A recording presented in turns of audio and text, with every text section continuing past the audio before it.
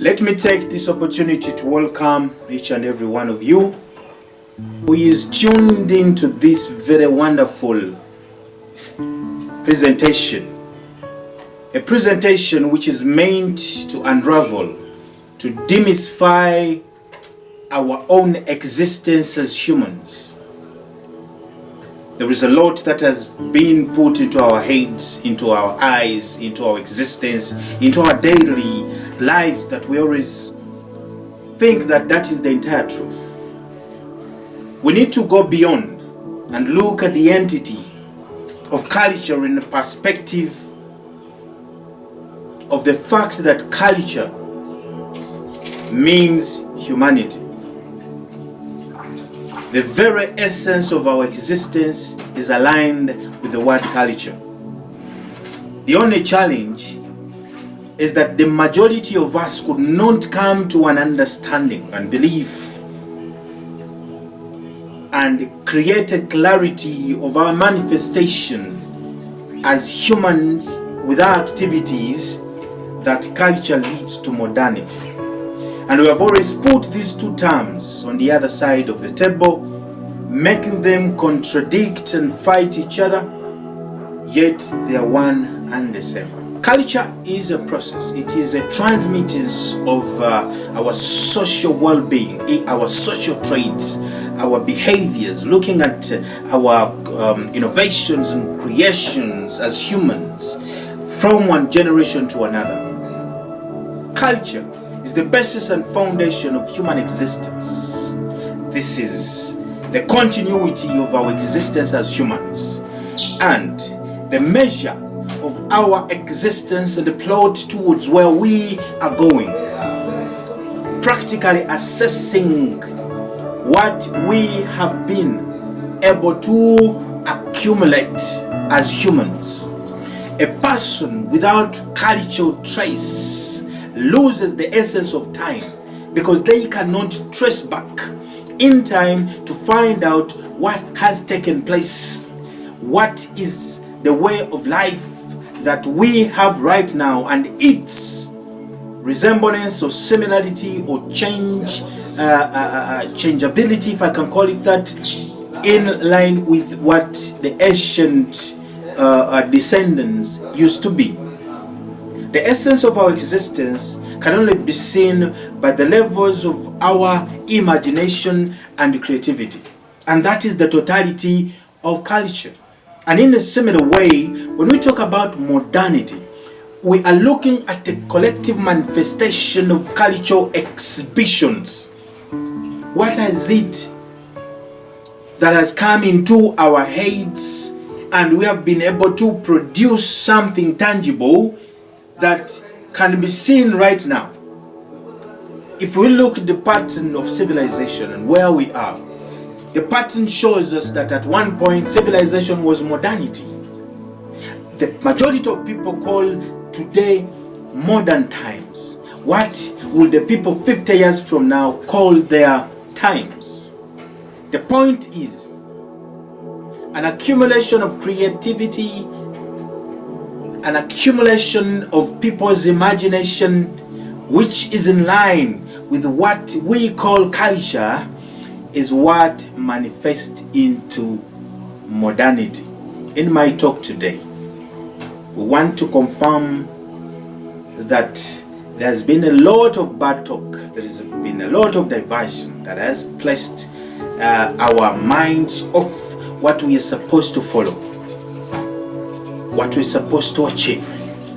We have been deluded, we have been sidetracked from the reality and been placed into a can or an old can where we can't bear them. The majority of us have been given a definition that culture is a way of life. The question would be that how do humans decide which way of life they should have at a particular moment? The culture of our great-grandfathers was far different from the culture we have right now.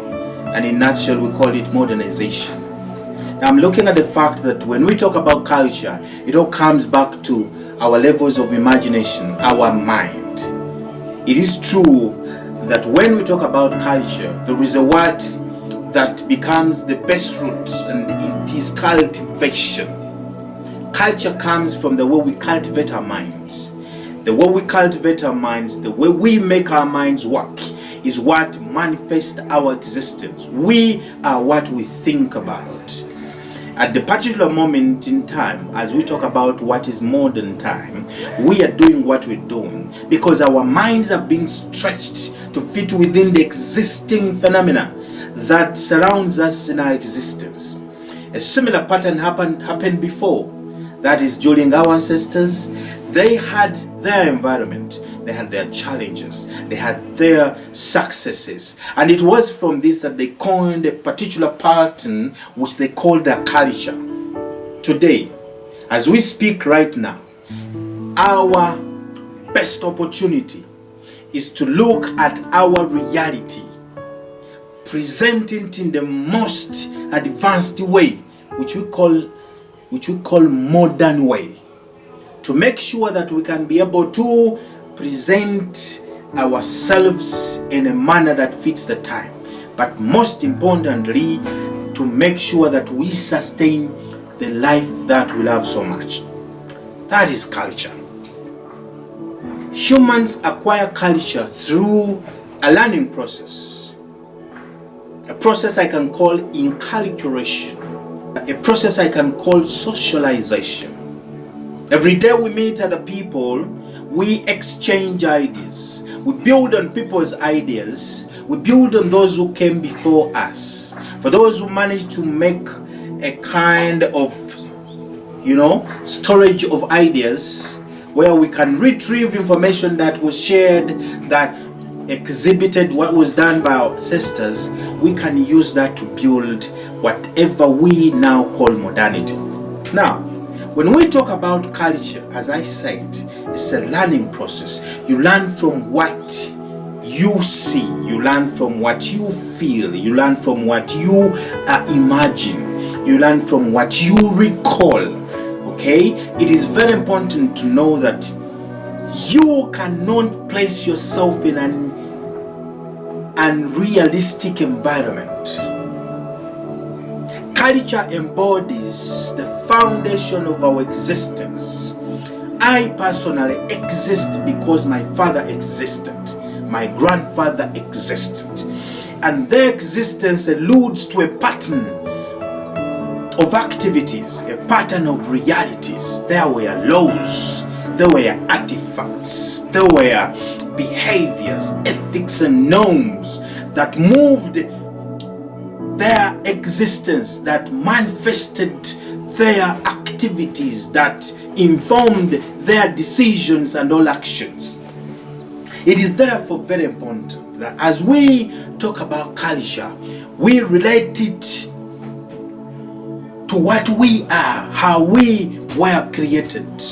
Culture often exists from the attributes of a particular setting of people in a particular region, in a particular locality. It is very important to know that over time there is a kind of knowledge, there is a kind of habits, norms and traits, beliefs that informs people within a specific locality. And all these come from the surrounding environment. Reality is connected to nature.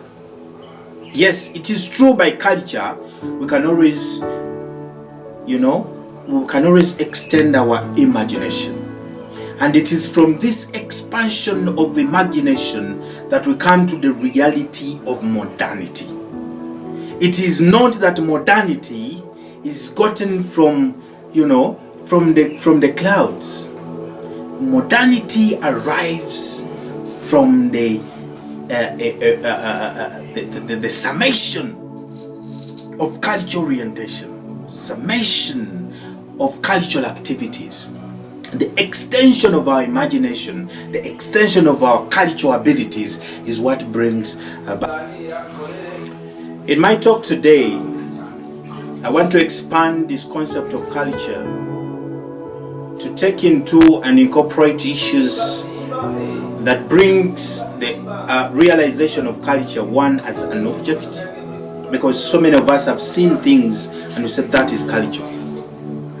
But we can also have an understanding of how we can compartmentalize culture as a perspective. Because in this, and this is where one of the key base and foundation of my talk would be, is to look at the fact that there is nothing in this world that humans put their hands on and it isn't culture. Doesn't matter if it is science, doesn't matter if it is nature, doesn't matter whatever it is, we have a cultural perspective on it. Culture can also be a form of an evaluation. It has been, and it is a fact that, as I said in my introductory remarks, that we cannot talk about modernity minus looking at the process, because the process to modernity is a cultural process. We are saying that we cannot ascertain the levels of our success, the levels of our performance in all sections, culture, not culture, but we're talking about levels of social, economic, and political orientations of human, without looking at the culture, in which they are done.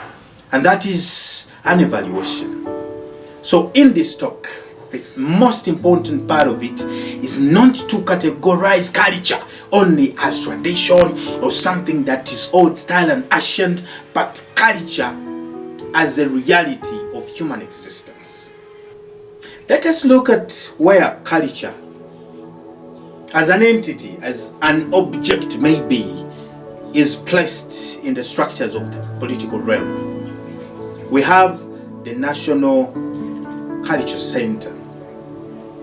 The National Culture Center, I want to believe, comes from an act of parliament that was instituted a long time back, I think 1959. And we will find that everything that moves with what we call modernity, the music, the performances, the drama, everything in line with the art, the dressing, is what is being captured in the National Culture Center. I want to believe this is where you find the National Theatre, maybe even the museum at one particular point, but also the normal gallery, and of course where we see a lot of patterns of development, the regulators of what should be in our minds, because the visual arts is what manifests our existence. This is what brings out what is modern and what isn't. This is when people say this music is old, this one is new, these clothings are bad. When we talk about, I want to finalize with this entity of the National Cultural Center, but with a note of the fact that all the activities or the products of the National Culture Center present the best of our creativity. If it is a cloth in a normal gallery, it should be that which shows which level of development and creativity we have reached as Africans, as Ugandans per se. If you are to present a comedy, it must be that which fits the level of the modern time. If we talk about a drama, it must be that which fits the modern time. And this is what we say. There's a cultural entities that bring and collectively creates what we call modernity. Every community has an history. Every community has generations. As we go back in time, we find a foundation on which these communities were built, in belief, in practices. Culture can be manifested in both intangible and tangible materials. Let me say material culture and non-material culture. Every community has its own cultural orientations. The moment you decide to adopt a different culture, then you have put your culture out of practice. We must innovate and create in line with our respective culture. You do not become innovative by adoption. This is very key here. When we look, recently I've been watching a series called Zoo. This is when we see animals. Those of you who have seen this series, I think it is I think it is more than 1 or 2 now. I don't know if it is 1 and 2 or it has gone to 3. I've completed 1. Zoo, and we are seeing a kind of character that is displayed by animal, and which shows what we call human qualities. Okay, the dogs, the cats, the lions adopting human qualities. It is called animal culture. There is what we call bird culture. You know, the most important thing is that we have what we are supposed to do first as people, but then that is also regulated by the fact of our environment and localities. If you are an African and you start behaving like a European, then that is not culture, that is not development, and it has nothing to do with modernity. It has everything to do with getting lost and misplaced.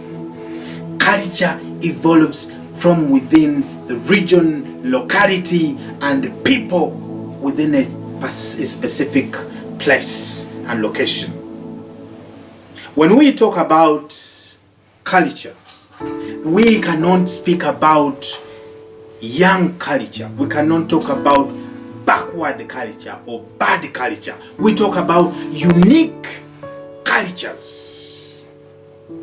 Every particular community decides on the beliefs, decides on the norms, decide on the patterns, okay, patterns that cut across creativity, in drama, in music, in art, and everything. You cannot look at a different kind of art because it is different from your culture and you call it modern. It is a different, unique realization within that respective culture. Let us look at one aspect which has confused a lot of our people. The aspect of culture which we call beliefs or religions. We have been taken so much with the beliefs and cultures. I'm talking about Africans, the beliefs and cultures of Europeans, Americans, and Arabs. In their process of development, they have innovated, they have created different patterns of how they exhibit their culture in line with beliefs.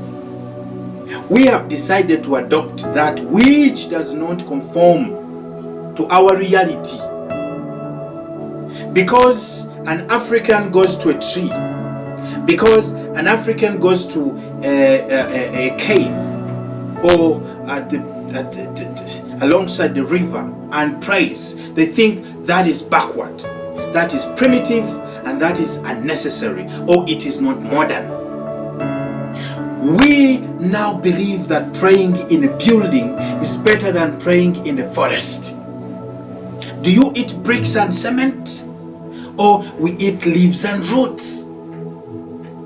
Our existence right now, in line with what we call modernity, has made us lose track of our reality. A person who goes to the rocks, who goes to the mountainside to pray, this is a person who believes that when you are in solitude, then you can connect with your spiritual reality. A person who believes that when you go, even if you are reading the Bible, did Jesus per se go to church or cathedral, or he went to pray in solitude on the top of the mountain? We have adapted to the changes brought by colonialism and neo-colonialism, and we think that we are going modern by adopting such. The fact is, we are losing our originality, our true identity, and we have to come back to our culture. When you go to Saudi Arabia, when you go to those Arabic countries, a woman should cover themselves. When you go to Taliban, the Afghanistan, the women cover themselves. A person from the West will think that is not right. That is oppression of the women. But it is a cultural realization. In fact, to the Arabs, it may be a protection and a sign of respect according to their cultural orientation. To them, it is the most form of modernity when it comes to the female gender. Let us stop judging culture vis-a-vis modernity, or what we call modernity. When we are comparing to uncomparable entities, don't compare cultures. However, I am calling upon everyone who loves their culture to come together and realize how they can create and innovate within their culture to realize and arrive at a perfection which fits the modern times. Let me say this again. Anyone who loves themselves should try to get together as a community, as a people who trace their origin back through generation, to look at what has been done all that time through up to now, and see how they can perfect, innovate, and create that which fits the modern time. And that is how culture can be seen in the modern times as modernity.